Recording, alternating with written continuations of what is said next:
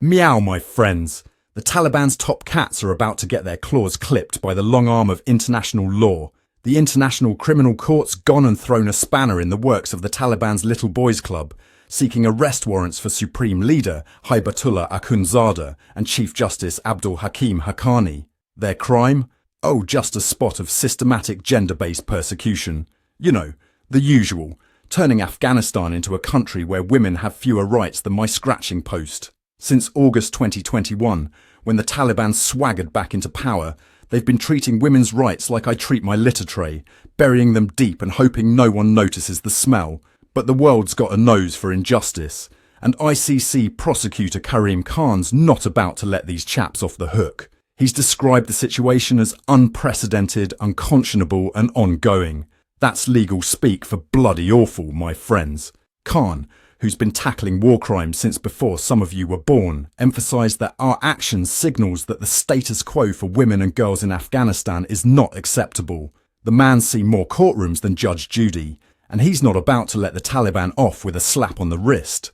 Now, Akhundzada's not just some two-bit dictator with a fancy beard. He's a cleric by training, with a hardline interpretation of Islamic law that makes the Dark Ages look progressive. We're talking about banning girls from secondary school, kicking women out of universities, and basically telling half the population to sit down and shut up. It's like he woke up one day and thought, you know what Afghanistan needs?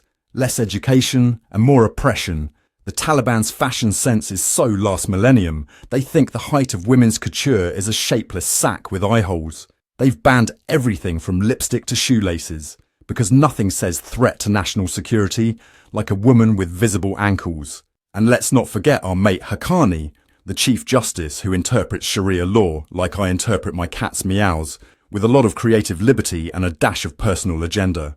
Under his watch, women can't work in most sectors, can't leave the house without a male guardian, and can't even visit a park or gym. It's like Afghanistan's playing catch-up with Saudi Arabia's How to Oppress Women 101 course, but they're aiming for valedictorian.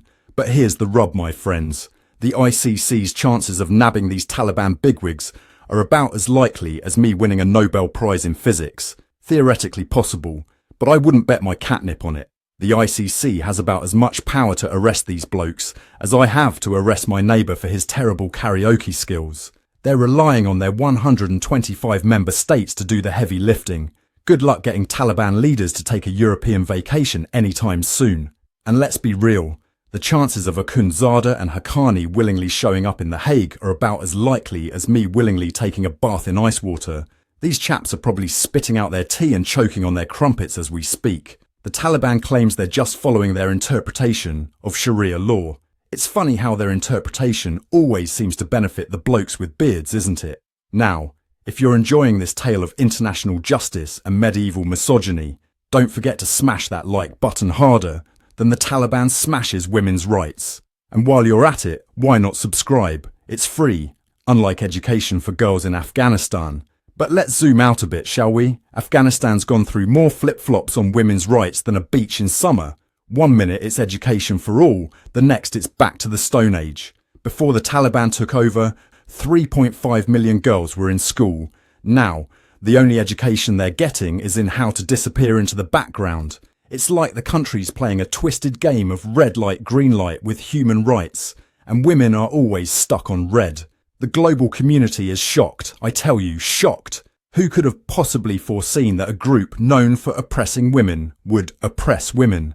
It's almost as if past behaviour is indicative of future actions. While the world's been busy worrying about climate change and whether AI will take over, Afghanistan's been speedrunning its way back to the Dark Ages. Turns out, banning half your population from working isn't great for the economy. Who knew? The Taliban's brilliant economic strategy of excluding women from the workforce has forced many households into poverty. It's like they're playing Monopoly, but instead of passing go and collecting $200, women are sent directly to jail without due process. Human rights organisations are up in arms, calling this gender apartheid and demanding action.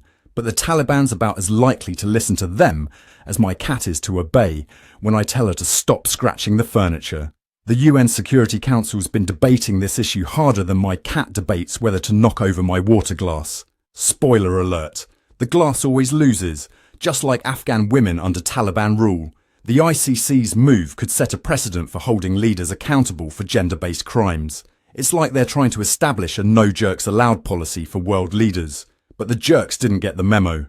If they actually manage to arrest these Taliban bigwigs, it'll be bigger than finding a needle in a haystack. More like finding a specific piece of hay in a needle stack. So, what's next on the Taliban's agenda?